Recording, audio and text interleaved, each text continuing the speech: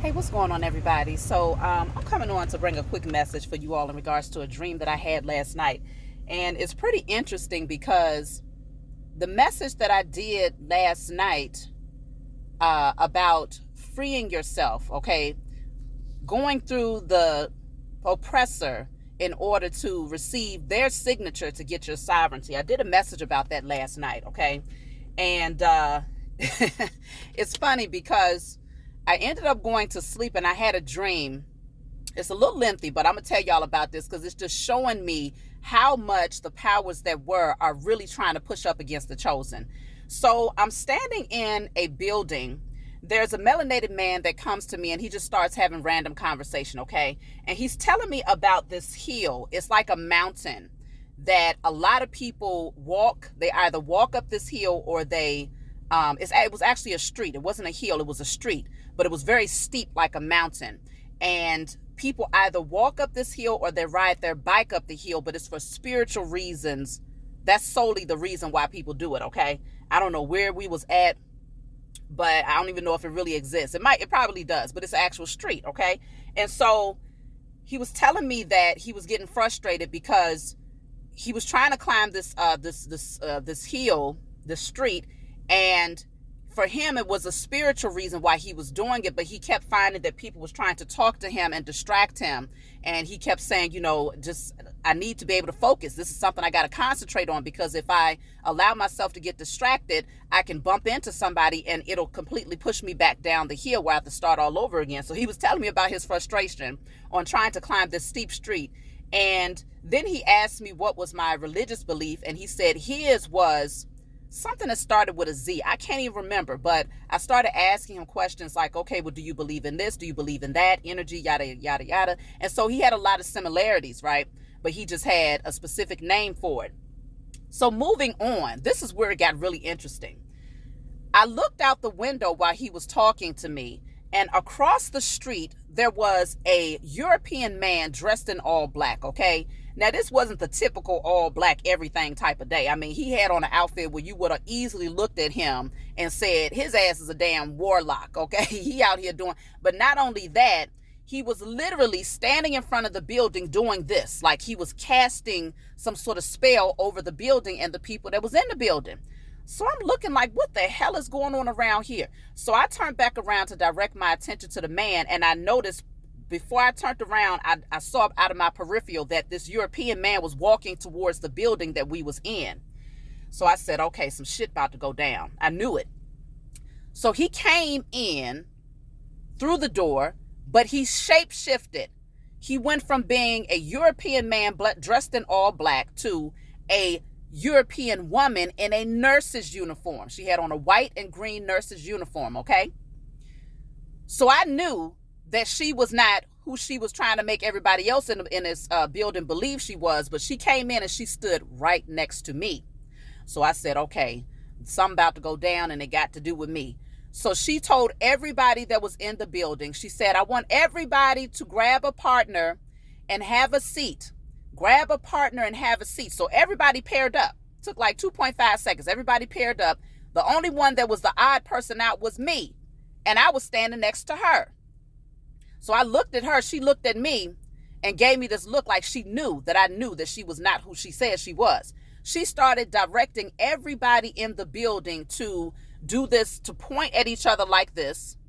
The pairs, okay, so you do this to your partner is doing this to you. And she started to tell them to use this chant where they was saying that they was conjuring up, they was like, I conjure up some sort of entity. And I was looking, and I'm looking around like, what the hell is going on? Why is all of these people falling for this? And I started yelling at them, and I said, y'all don't even know what type of entity she got y'all conjuring up. What are y'all doing? Immediately, she turned on me, and she said, she started, pretty much going off, like angry that I was trying to wake them up. So she started doing this to me, right? I heard in my mind, sing. That was the Most High speaking to me. The Most High said, sing. And the song that came to mind was, I started singing it real loud. I was like, our God is an awesome God. He raised from heaven above with praise. and power and love. Our God is an awesome God. Okay, y'all heard that song before if you've been in church. Don't even talk about my singing, but I was like, my voice was powerful in this dream. Everybody that was in there started singing, okay, the same song right along with me. And so this woman started yelling even louder and doing whatever she was doing. But at this point, it was ineffective because all of those people that she was using to help her to conjure up whatever entity she was trying to conjure up, they awakened and they started singing, okay? And that's when I woke up.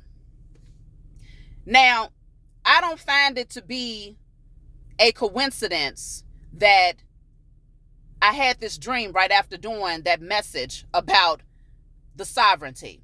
Okay, so if you haven't seen that, go back and check that out, because then you might understand better why the powers that were are trying to meet me in the spiritual realm, thinking that they're going to cast some shit over me, not knowing that.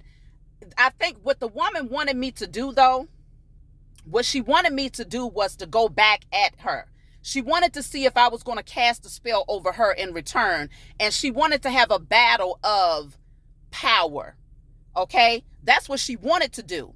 But she didn't anticipate that I was going to break out singing, because that's my divine connection to the Most High. Me singing raised the vibrations, it raised the frequencies in the room, and it snapped all of those people out of that spell that had obviously been conjured up by this shape-shifting European who was a man that came in masked and disguised as a European nurse.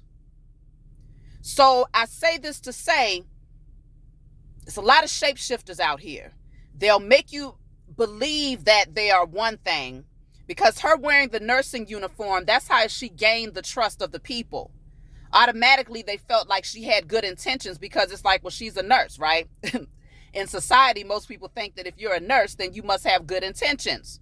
Okay? And so everybody fell for it, hook, line, and sinker. But it wasn't, it's not that they just fell for it. They was placed up underneath a spell before they even,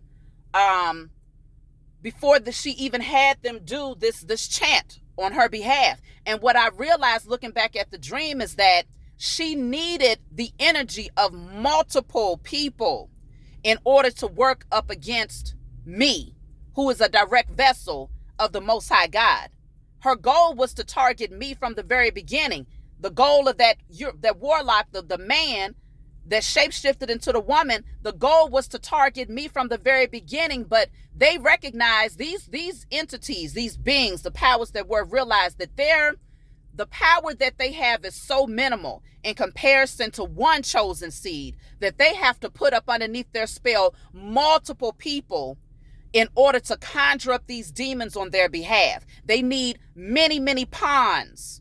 Whether you're aware of it or not, they need to create many, many pawns, and that would represent the family, the karmic family, the karmic friends, the karmic lovers, karmic co-workers, just random strangers that you don't even damn know, that's just mad because they see you thriving from a distance and they watching you. I got a lot of people that watch my channel. A lot of them don't support what I do. They mad because they see that I am genuine. I am who I say I am, okay?